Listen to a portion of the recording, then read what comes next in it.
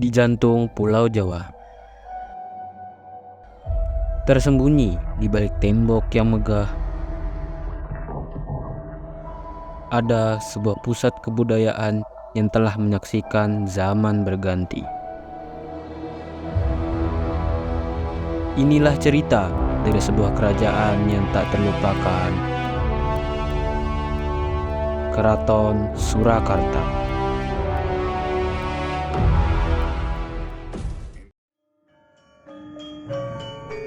Dalam kerlingan waktu, sebuah bangunan megah berdiri tegak,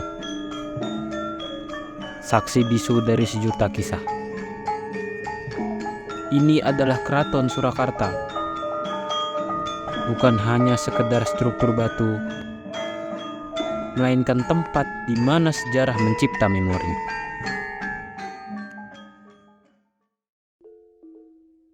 Sejarah berdirinya Keraton Surakarta.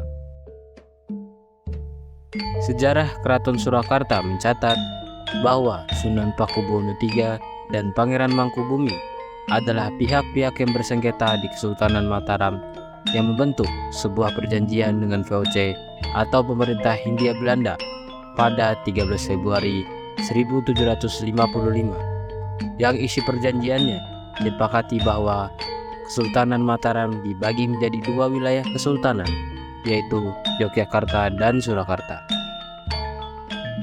Dari hasil perjanjian tersebut, lahirlah sebuah kerajaan di Jawa Tengah, yaitu Kesultanan Surakarta Hadiningrat.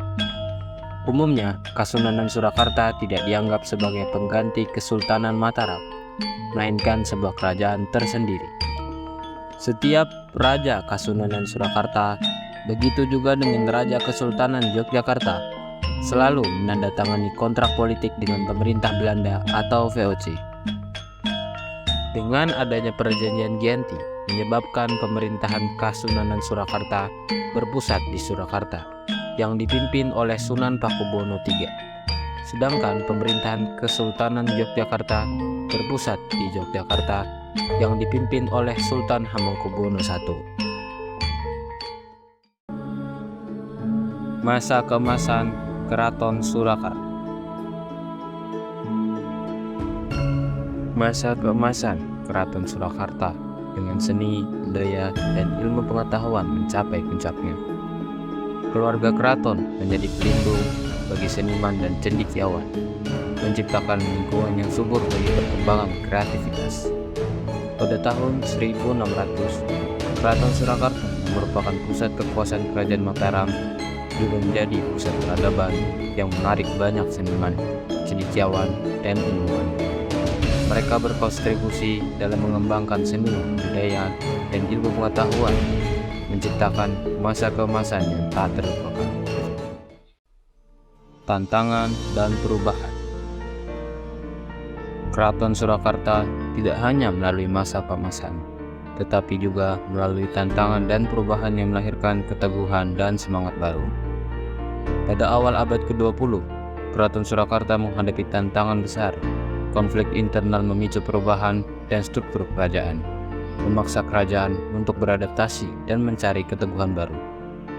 Di dalam kubu keraton, para pemimpin berdebat tentang cara terbaik untuk menghadapi tantangan. Dari rajanya, semangat baru bermunculan bersamaan dengan keteguhan baru untuk menghadapi masa yang sulit.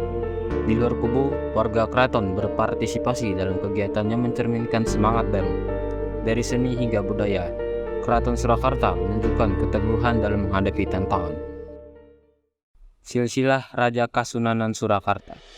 Penerus tahta Kasunanan Surakarta selanjutnya, yakni Sri Susuhunan Pakubuwono IV, adalah sosok yang benci terhadap penjajahan, memiliki keberanian, serta penuh cita-cita tinggi. Sri Susuhunan Pakubuwono V adalah pengganti dari Sri Susuhunan Pakubuwono IV.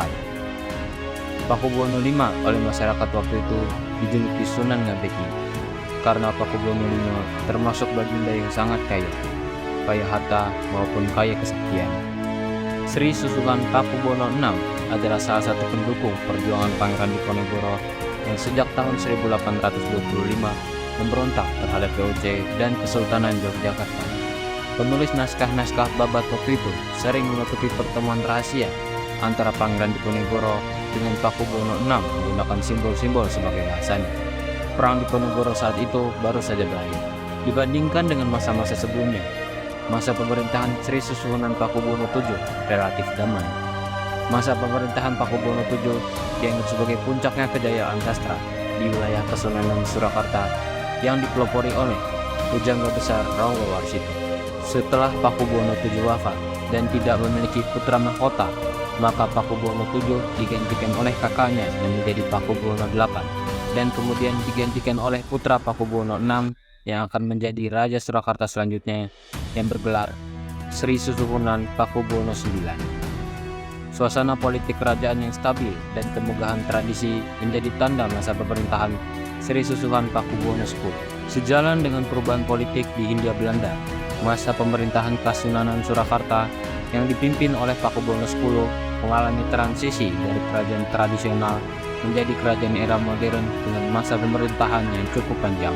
Pakubuwono X memberikan kebebasan penerbitan media massa dan kebebasan berorganisasi. Pakubuwono X juga mendukung pendirian salah satu organisasi pergerakan nasional pertama di Indonesia, yaitu Organisasi Sarekat Islam. Di lapangan seni keraton, seniman-seniman berlatih dengan ketat, mengeksplorasi tradisi lokal melalui seni mereka.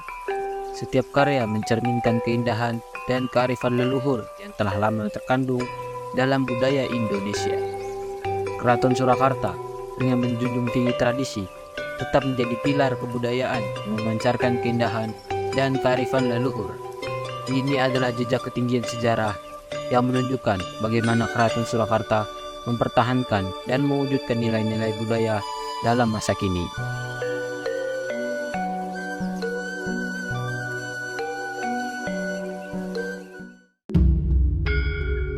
Jejak ketinggian sejarah.